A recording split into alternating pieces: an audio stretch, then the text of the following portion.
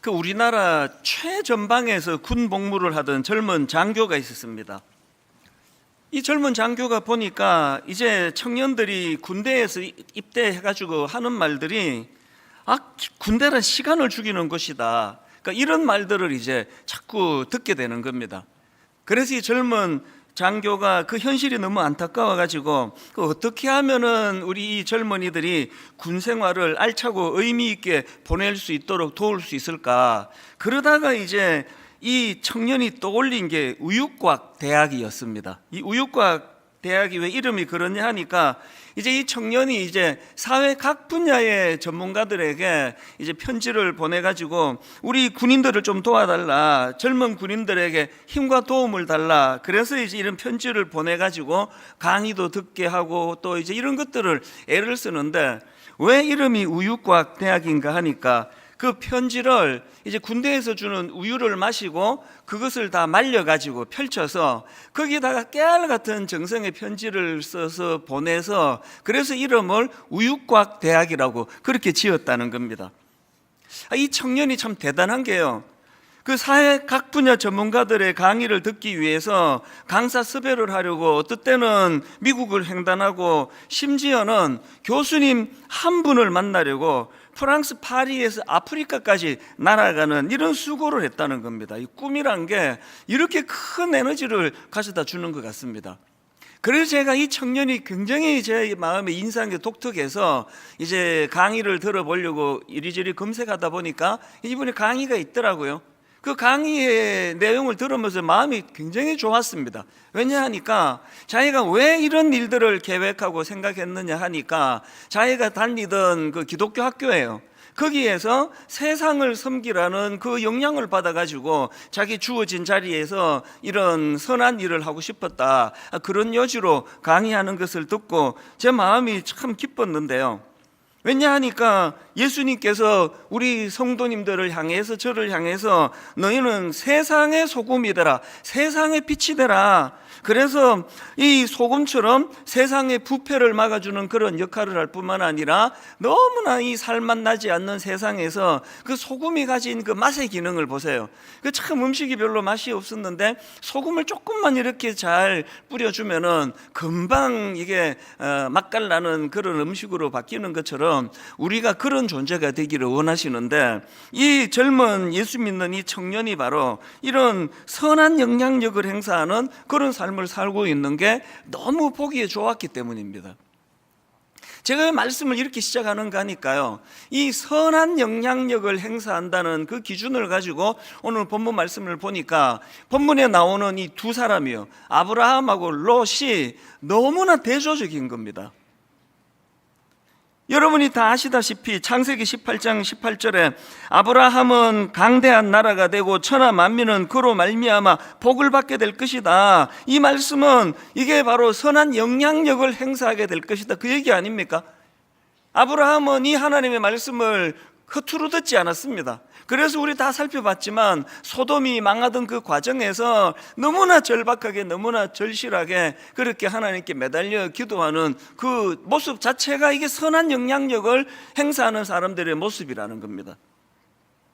저는 이렇게 소돔성을 위해서 참 중보기도 올리는 이 아브라함을 보면서 피터 드루크가 한 말 하나가 생각이 났는데요, 이런 말을 했습니다. 인간으로 태어나 반드시 해야 할 한 가지는 살아있는 동안 누군가의 삶을 변화시키는 것이다. 글쎄, 이분이 뭐 크리스찬인지 아닌지는 모르지만 우리 모든 크리스찬들은 이 말씀을 마음에 새겨야 됩니다. 인간으로 태어나 반드시 해야 될 한 가지는 살아있는 동안 누군가의 삶을 변화시키는 것, 이게 바로 선한 영향력 아닙니까? 사실 아브라함과 롯이 이 점에서 굉장히 대조가 되는데요, 하나님께서 롯에게도 똑같은 사명을 부여해 주셨습니다. 지금 망해가는 소돔을 보면서 하나님이 롯에게 어떤 사명을 주셨는가 하니까 오늘 본문 창세기 19장 12절 13절입니다. 그 사람들이 롯에게 이르되 이 외에 내게 속한 자가 또 있느냐? 내 사위나 자녀나 성중에 내게 속한 자들을 다 성 밖으로 이끌어내라. 그들에 대한 부르짖음이 여호와 앞에 크므로 여호와께서 이곳을 멸하시려고 우리를 보내셨나니 우리가 멸하리라. 지금 롯에게 주신 이 절박한 사명, 그들을 빨리 끌어내라. 그래서 이제 롯이 그 말씀을 받들어서 그 다음 14절입니다. 롯이 나가서 그 딸들과 결혼할 사위들에게 말하여 이르기를 여호와께서 이 성을 멸하실 터이니 너희는 일어나 이곳으로 떠나라 하되 그의 사위들은 농담으로 여겼더라. 아니 지금 롯이 너무나 절박한 마음으로 하나님의 말씀을 지금 전하고 있는데 이거 농담으로 여겨버리는 겁니다. 이 농담으로 여겼더라, 이게 원어적인 표현으로 이것을 자세히 보면은 한마디로 말해서 롯의 말을 우습게 여기, 우습게. 물론 이런 반응을 하는 그 사람들이 우선 악한 거죠. 너무나 이 악한 시대에 물들어서 하나님의 말씀을 가볍게 여기는 그들의 잘못도 있지만, 그런데 저는 오늘 본문에서 그 말씀을 전하는 롯에게도 문제가 많다는 생각을 하는 거거든요. 롯은 왜 그런 말에 선한 영향력을 잃어버렸느냐? 우리 지난주 살펴보지 않았습니까? 그 악한 세상에 동화돼 버렸기 때문에, 악한 세상에 물들었기 때문에, 그래서 우리가 하나님의 영향력 아래 있지 않고 악한 세상의 영향력 아래 있으면 영적인 영향력을 잃어버리는 거거든요. 더 비참한 거는 19장 30절부터 나오는 그 타락한 롯의 두 딸의 모습이에요. 차마제가 입에 담기조차 부끄러울 정도로 두 딸이 엄청난 타락한 짓을 저지르는데요.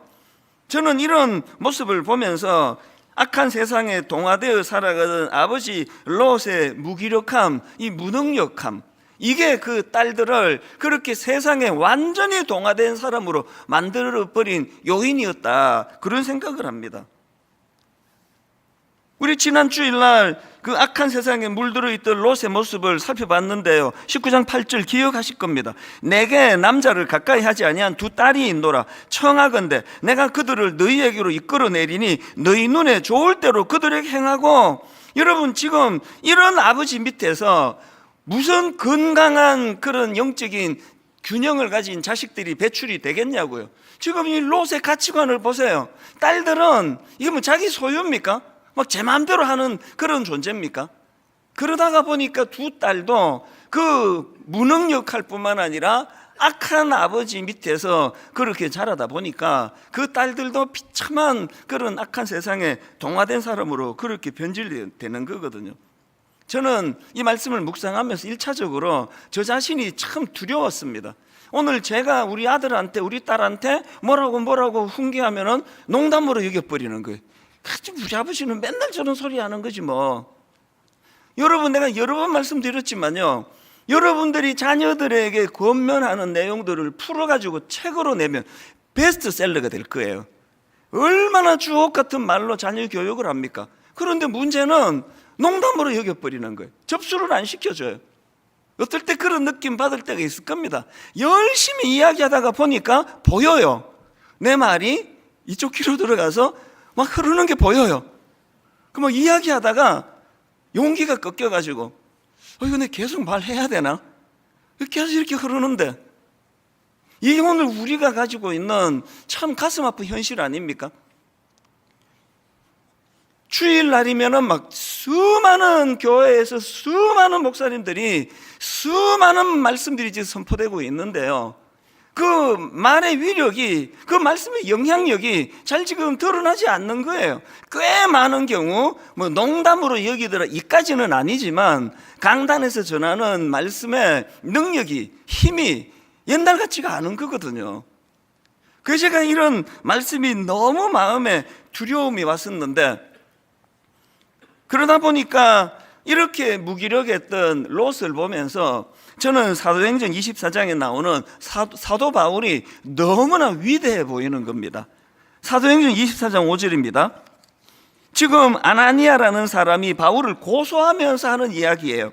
우리가 보니 이 사람은 전염병 같은 자라 천하에 흩어진 유대인을 다 소요하게 하는 자요, 나사렛 이단의 우두머리라. 지금 사도 바울을 고소하면서 왜 이 자를 격리시켜야 되는지, 왜 내가 고소할 수밖에 없는지, 이거를 가지고 지금 바울을 비난하려고 하는 말이었는데요, 이게 오늘날 사도 바울에게 최고의 찬사가 된 거예요. 어느 정도 영향력이 있었다고요? 전염병 같은 사람이를, 우리 코로나19를 왜 이렇게 지난 3년 동안 두려워했습니까?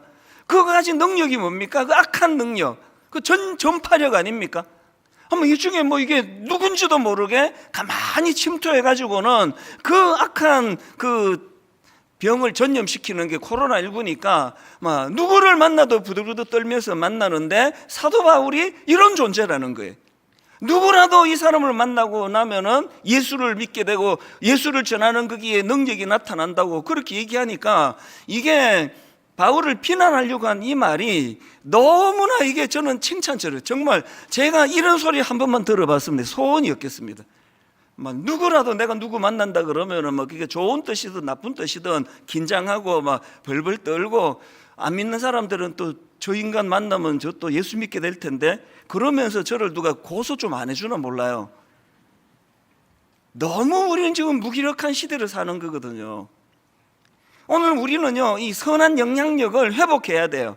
말 많이 해가지고 자녀 교육도 가능하겠지만, 그 부모의 말에 선한 영향력이 있어가지고 몇 마디 툭툭 던져주기만 해도 그것이 그 아이 삶의 포석처럼 그렇게 지도를 할 수만 있다면 우리 부모가 뭘 더 바라겠습니까? 이런 의미에서 저와 여러분 모두가 다 이제 롯과 같은 이런 비참한, 뭔 얘기를 진지하게 하는데 뭐 비웃어버리고 뭐 농담으로 여겨버리고, 그래서 제가 오늘 설교 제목을 3번 바꾸었습니다. 그러다가 결국은 내가 설교 제목을 농담으로 여기더라. 너무 강력해서 이제 오늘 저와 여러분이 하나님 앞에서 정말 아버지 내 선한 영향력 행사하고 싶습니다. 기왕에 내가 이 땅을 사는데 그렇게 롯처럼 말에 힘이 없고 영향력이 없는 삶, 너무나 그건 비참하기 때문에, 그래서 우리가 이 선한 영향력을 회복하려면요, 한 몇 가지를 정리해야 되는데, 첫째, 정말 여러분 선한 영향력을 회복하고 싶으세요? 악한 세상에 물들지 말기. 이 악한 세상에 물드시면 안 된다는 겁니다. 저는 롯의 예비 사위들이 롯의 말을 농담으로 여겼더라, 이 말을 묵상하다가 책 한 권이 떠올랐는데요, 설득의 쓸모, 이런 제목의 책이 있습니다. 이 책의 큰 줄거리는 아리스토텔레스가 주장했던 그 사람을 설득하기 위한 3가지 요소, 그게 에토스, 로고스, 파토스, 이 3가지를 가지고 이제 정리를 해놓은 책인데요, 아리스토텔레스가 주장했던 게 바로 이 에토스와 로고스와 파토스의 균형을 이루어야 그 말에 힘이 있고 사람을 잘 설득할 수 있다. 그래서 이제 엑기스 핵심을 말씀을 드리면은, 이 에토스는 한마디로 말하면 말하는 그 사람의 인품, 인격이에요. 누가 말하느냐, 이 에토스, 이게 에토스고요. 그 말하는 자의 성품과 인격이 에토스라면, 로고스는 말의 내용이에요. 논리 있게 그렇게 설득할 수 있는 말의 내용이 필요하다. 제가 이 설교 한 편을 위해 가지고 글쎄요, 뭐 계산하면서 설교 준비를 안 하기 때문에 모르지만 못 잡아도 이 설교 한 편에 30시간 이상은 좋게 들어간다고 생각을 해요. 왜? 잠들기 전까지 생각하니까요. 눈 뜨자마자 하나님 앞에 이거 놓고 기도하니까요. 왜 이렇게 제가 설교 준비에 집중합니까? 로고스예요. 설교가 듣기 좋도록 딱 엑기스를 확 전해야 되기 때문에 어느 부분에서 그 이해가 들어가야 되고, 또 이제 이 자료를 모으면은 또 막 이 배치하는데 시간 엄청 걸립니다. 이거를 앞에 넣었다가 뒤에 넣었다가 또 일부 예배 마치면은 또 막 손살같이 방에 들어가가지고 짧은 시간에 또 생각하는 거예요. 이거 별로 이게 적절치 않다 해서 빼버리고, 그리고 새로 또 뭐를 넣고 또 배치하고, 그러면서 예배 시작하기 1분 전까지 그렇게 집중하는 거거든요. 왜 그렇습니까? 같은 내용이라도 이 로고스 잘 조리 있게 논리적으로 말하는 게 좋습니다. 그래서 예수 믿는 우리는 복음을 전할 때 그 내용, 이 간증과 논증이 굉장히 조리 있게 체계적으로 하는 훈련이 좀 필요합니다. 이게 로고스고요. 마지막 3번째가 파토스는 한마디로 말하면 그런 식으로 논리적인 말로만 가지고는 설득이 어렵다.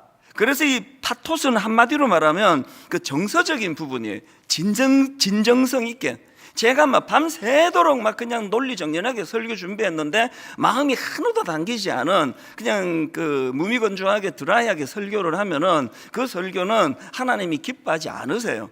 그러니까 제가 한 주 동안에 저를 관통했던 복음 이야기를 주로 많이 드리는 건 바로 이 파토스 때문이에요. 제가 먼저 그 주의 복음을 경험하고 그 감동이 일어나고 눈물을 흘리고 가슴이 뜨거워지고 이걸 전할 때 여기 힘이 있다는 거예요. 그래서 이제 이 에토스 또 로고스 또 파토스가 중요한데 아리스토텔레스는요 이 세 가지 중에서 맨 앞에 나오는 에토스가 제일 중요하다는 거예요. 한마디로 같은 내용이라도 누가 말하느냐에 따라서 신뢰가 완전히 달라진다는 거예요. 젊을 때는 이 메시지의 내용, 그러니까 이 로고스와 파토스에 막 전념하고 자료 찾고 그렇게 해가지만 제가 나이가 들어가면서 이제 이 누가 전하느냐, 성도님들은 제가 전하는 내용도 내용이지만 저 사람이 강단 아래에서 어떤 삶을 살고 있는 사람인가, 이게 더 중요하다는 걸 너무나 제가 절실히 느끼기 때문에 한 주 내내 그 문제를 놓고 기도하는 거 아닙니까? 사실 저는 오늘 본문에서 이제 그 농담으로 여겼더라 이걸 가지고 굉장히 많이 묵상을 했는데요. 그러다가 오래전에 제가 서울에 있는 기독교로 시작한 대학교인데요. 거기에서 이제 채플로 저를 초대했던 기억이 떠올랐습니다. 학생들 잘못이 전혀 아니기 때문에 학교 이름 말해도 전혀 문제가 없습니다. 제가 그날 받았던 충격은 이걸 말로 다 못하는 거거든요. 저를 초대해서 이제 기대를 하고 말씀을 전하러 이제 뚜벅뚜벅 걸어 나와서 이제 말씀 전하려고 앞을 쳐다보니까 말씀 시작도 안 했는데 거의 대부분이 자고 있는 겁니다. 야, 이게 난감하더라고요. 아니, 초롱초롱하게 듣다가 자꾸 자는 사람이 많으면 내 설교에 뭐 문제가 있고 뭘 고쳐야 되겠다 하겠는데 처음부터 자니까 나중에 제가 들어보니까 참 마음이 아팠습니다. 오늘 우리 기독교가 반성해야 되는 지점이 여기 있다고 생각하는데요. 난 젊은 대학생들이 목사가 와서 설교하는 것에 대하여 거부감을 온몸으로 그렇게 표현한다는 겁니다. 그리고 저는 이 말씀 이제 드린 것 같은데요.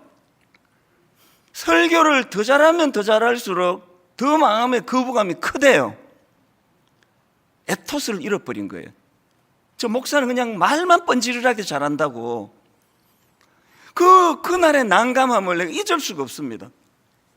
아니, 지금 설교하려고 보니까 지금 다 자고 있는데, 지금 어디다 대고 설교하겠냐고. 그렇다고 제가 야!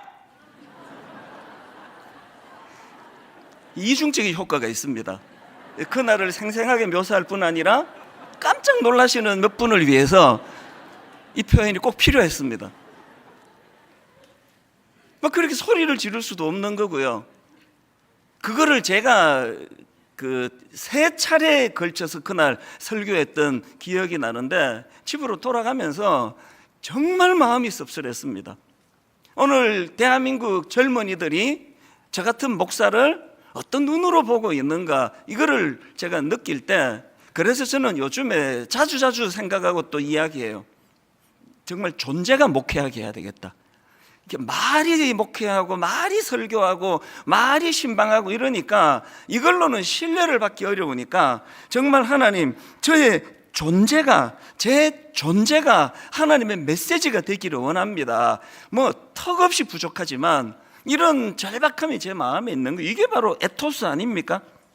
지금 롯이 그 예비 사회들에게 뭐라고 절박하게 말했더니 농담으로 여겨버리고 비웃어버리는 거, 그것은 롯의 존재가 세상에 물들었기 때문이에요.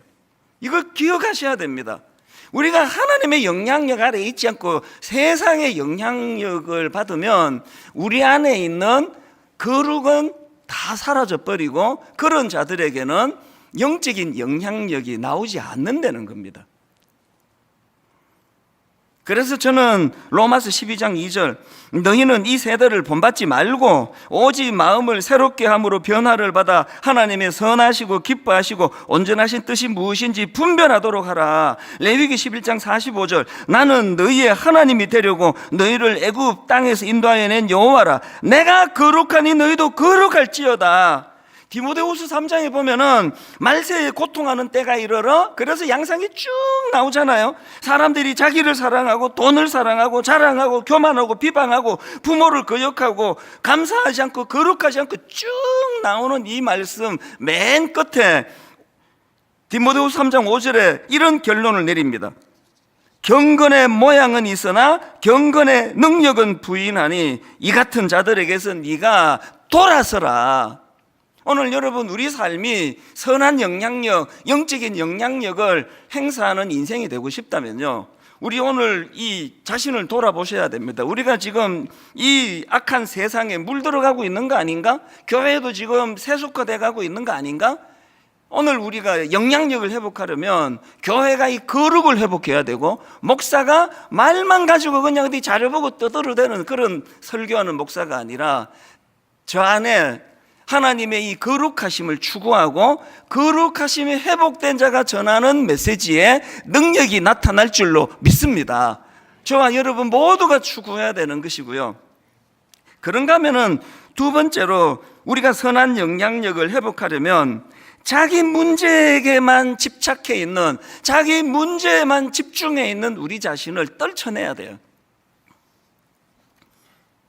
오늘 본문을 가만히 보니까요, 망해가던 소돔을 위해서 아브라함만 기도한 게 아니네요. 롯도 했습니다.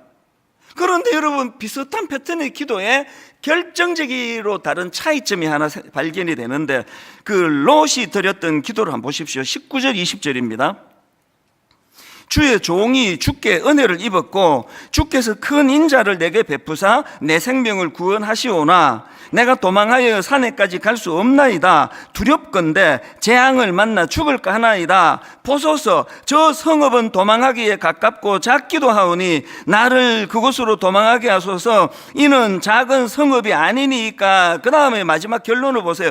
내 생명이 보존되리이다. 이 가만히 보니까 막 열정적으로 기도하는데 보니까 순 자기만을 위한 기도예요. 자기에게 집중하는 기도예요.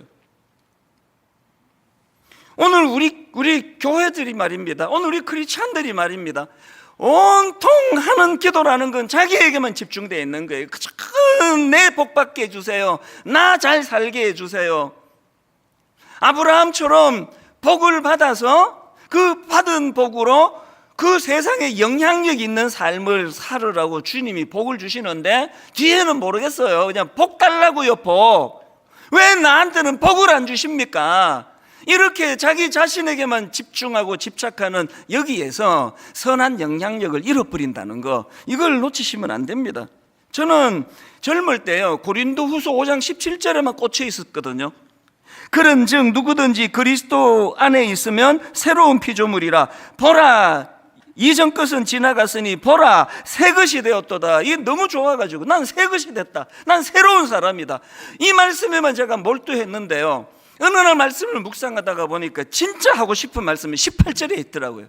보라, 새 것이 되었도다. 이 새 것이 된 제가 해야 되는 일이 18절에 나오는데 보십시오. 모든 것이 하나님께로 났으며 그가 그리스도로 말미암아 우리를 자기와 화목하게 하시고, 그 다음에 또 우리에게 무슨 직분을 주셨습니까? 화목하게 하는 직분을 주셨다는 게, 선한 영향력을 주셨다는 겁니다. 이걸 제가 오래 간과했습니다. 그저 난 변화됐다고, 나는 그리스도로 인해서 새로운 생명을 얻었다네, 새로운 피조물이라고, 나 무시하지 말라고. 이 17절에만 집중해 있던 동안에 하나님께서 저에게 맡겨주신 새로운 사명, 화목하게 하는 직분. 누구든지 나를 만나고 나면 이 영향력으로 서로서로 평화가 일어나고 화해가 일어나고 용서가 일어나고, 이런 역할이 우리에게 주어졌다는 거거든요. 오늘 우리는 너무 지금 자기에게만 집중하는 신앙생활을 하다 보니까 이런 말씀이 눈에 들어오지 않는 거거든요. 그리고 또 한 가지요, 선한 영향력은요, 여러분, 선한 영향력은요, 버리는 것에서부터 시작이 됩니다. 놀라운 지도력을 발휘했던 모세를 한번 보시겠습니까? 히브리서 11장 24절부터 26절입니다.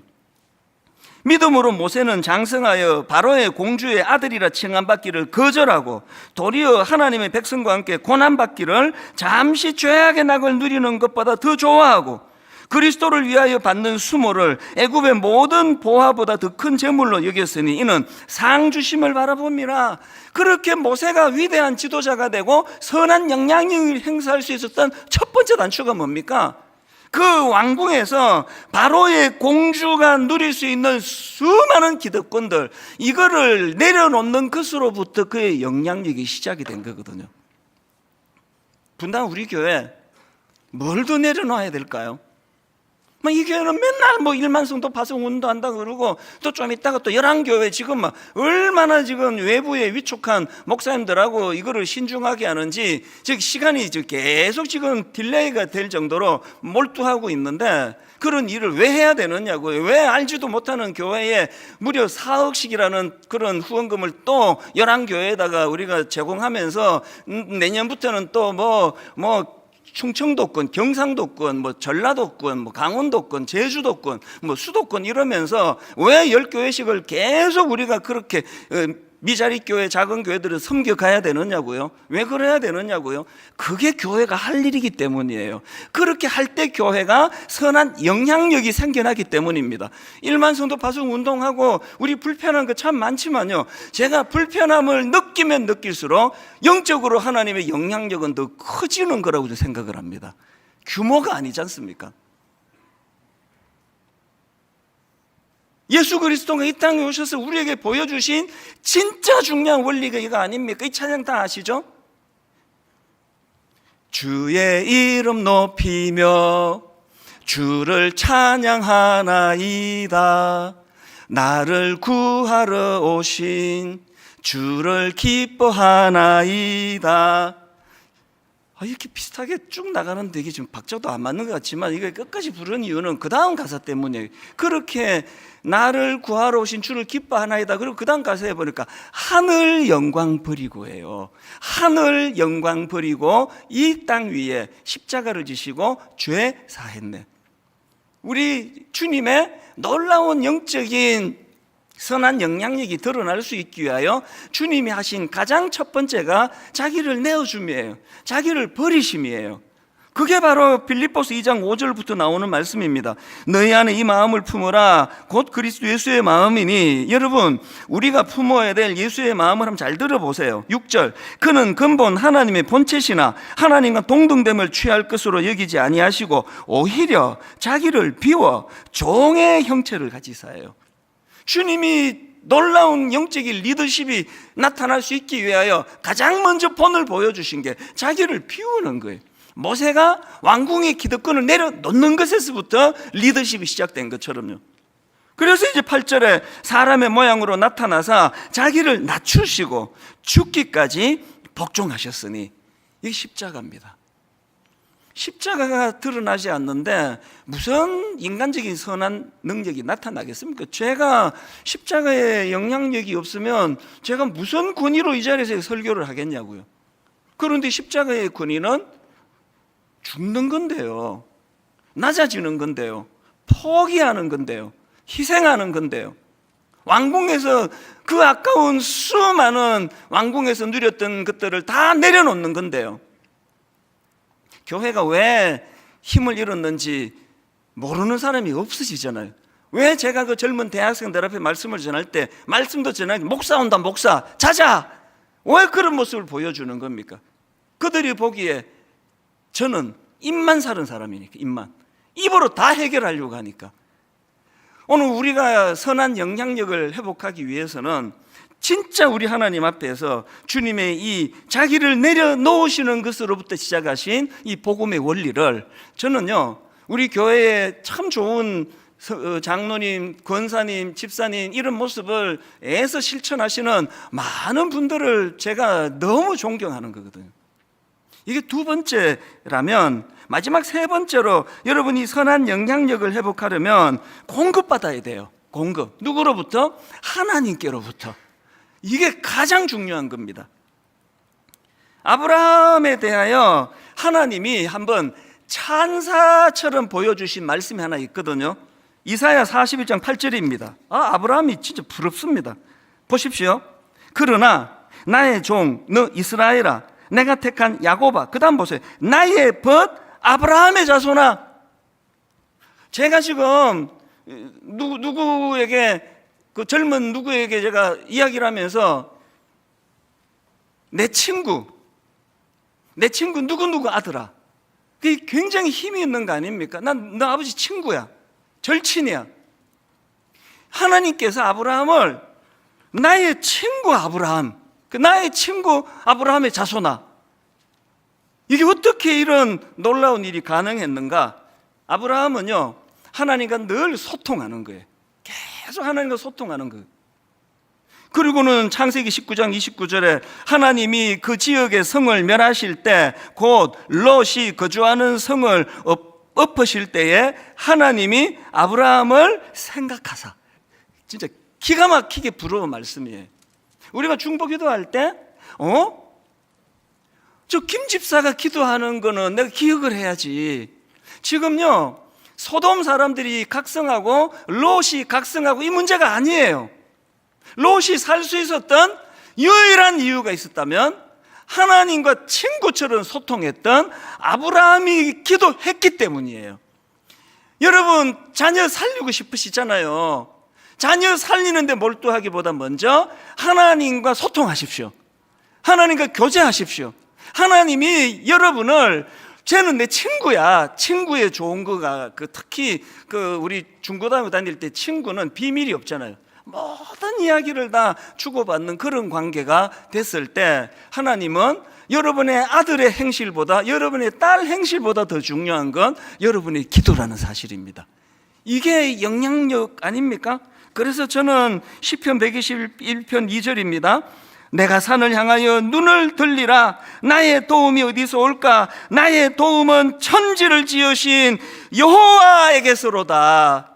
그래서 누가복음 24장 49절입니다. 볼지어다 내가 내 아버지께서 약속하신 것은 너희에게 보내리니, 그 다음 보세요. 너희는 위로부터 능력으로 입혀질 때까지 이 성에 머물라. 교회의 문제가, 저 같은 목회자의 문제가 안 기다려요. 위로부터 내려지는 능력으로 덧입는 일에 관심이 없는 경우가 많아요. 마음이 급해가지고. 여러분, 뭔가 중요한 일이 있으세요? 마음이 조급합니까? 서둘러 하기를 원하세요? 그거 아시죠? 급할수록 돌아가라고. 여러분, 지금 너무나 바쁘고 급한 지금이야말로 여호와 하나님과 소통할 때예요. 그분께 아뢰을 때예요. 그분과 유무상통할 때예요. 그분에게 아뢰는 겁니다. 그래서 그분이 내 친구 이찬수 목사가 기도한 거를 가지고 내가 니들 살려줄게. 이게 오늘 우리 대한민국을 향한 한국교회의 중요한 사명이라고 생각을 합니다. 말씀을 오늘 이렇게 맺기 원합니다. 이사야 32장 8절이요. 존귀한 자는 존귀한 일을 계획하나니. 제가 이 말씀이 내 심령의 뼛속에 새겨지기를 원합니다. 누가 존귀한 자라고요? 성경책 끼고 목소리 착 깔고 어디를 가나 그냥 목사 목소리 흉내 내는, 거기서 그 사람의 존귀가 드러나는 게 아니고요. 존귀한 자는 존귀한 일을 계획하는 사람이래요. 존귀한 일을 계획하는 그 사람이 존귀한 사람이고, 또 누가 존귀한 사람인가? 그는 항상 존귀한 일에 서리라. 존귀한 일을 계획하고 존귀한 일을 행하는 그 사람이 존귀한 자래요. 그래서 저는 마태복음 13장 31절 32절이요. 또 비유를 들어 이르시되 천국은 마치 사람이 자기 밭에 갖다 심은 겨자씨 하늘 같으니 이는 모든 씨보다 작은 것이로되, 두 가지가 나옵니다. 첫째, 자란 후에는 풀보다 커서 나무가 됩니다. 둘째, 공중의 새들이 와서 그 가지에 깃들이느니라. 제가 지난주에 불쑥이 말씀이 마음에 너무 저를 격동시켰습니다. 오늘 우리는 꿈을 꾸어야 되고 꿈 넘어 꿈을 꾸어야 돼요. 꿈이 뭡니까? 우리 꿈은 나같이 작은 겨자씨 같은 인생이 풀보다 커서 큰 나무가 되는 거예요. 이게 우리 꿈이에요. 영향력을 가진 인생이 되는 게 우리 꿈입니다. 그러고 끝나는 게 아니라 왜 그 큰 꿈을 하나님 앞에 구해야 되느냐? 우리가 가진 꿈 넘어 꿈 때문입니다. 그래서 공중의 새들이 와서 그 가지에 깃들이느니라. 여러분의 꿈이 이루어지기 바랍니다. 여러분의 꿈 넘어 꿈까지 이루어지기를 바랍니다. 겨자씨같이 작고 보잘것없는 우리 인생에 예수 그리스도께서 저는 로마서 8장 32절 자기 아들을 아끼지 아니하시고 우리 모든 사람을 위하여 내주시니가 어찌 그 아들과 함께 모든 것을 우리에게 주시지 아니하겠느냐. 저는 이 말씀을 액면 그대로 믿습니다. 십자가를 믿으면 부대적으로 따라오는 선물이 9절이에요. 자기 아들을 아끼지 아니하고 주신 그 하나님께서 뭐가 아까워서 안 주시겠냐고. 그래서 저를 이 겨자씨만도 못한 저를 이만큼 키워주셨잖아요. 뭐 여러분 보기에는 뭐 저게 큰 거야 이렇게 생각할지 모르지만 재료를 아는 저로서는 내 인생이 기적이에요. 겨자씨였거든요. 그런데 여러분 저를 이렇게 큰 나무로 하나님이 만들어 주셨습니다. 제 재료를 가지고 보기에. 그런데 그게 끝이 아니에요. 왜 그렇게 만들어 주셨다고요? 지친 새들이 와서 깃들게 하려고요. 지친 새들이 와서 쉬게 해주기 위해서예요. 겨자씨 같은 사람들이 모인 분당 우리 교회를 이렇게 큰 나무를 만들어 주신 것은 우리끼리 이거 교만해져 가지고 우리끼리 자랑하고 있으라고 주신 게 아니라 너무나 많은 지친 이들에게 분당 우리 교회가 이 시대 가까이 이 주변 사람들에게 분당 사람들에게 우리 대한민국에 너무나 지친 이들에게 지친 새 같은 존재들이 깃드는 존재가 되도록 하기 위한 것. 결론은 이렇게 맺습니다. 우리 주님의 십자가를 의지하고 믿고 그 주님 앞에 기도하는데 두 가지예요. 꿈을 이루어 주세요. 겨자씨같이 초라한 제가 하나님 큰 나무가 되기를 원합니다. 두 번째, 꿈 넘어 꿈. 그래서 주님, 나같이 보잘것없는 인생이라 할지라도 내 인생의 나무에 수많은 지친 인생이 와서 쉬기를 원합니다. 수많은 순장님들 주님 이름으로 존경합니다. 여러분들이 그런 삶을 살고 계시기 때문이에요.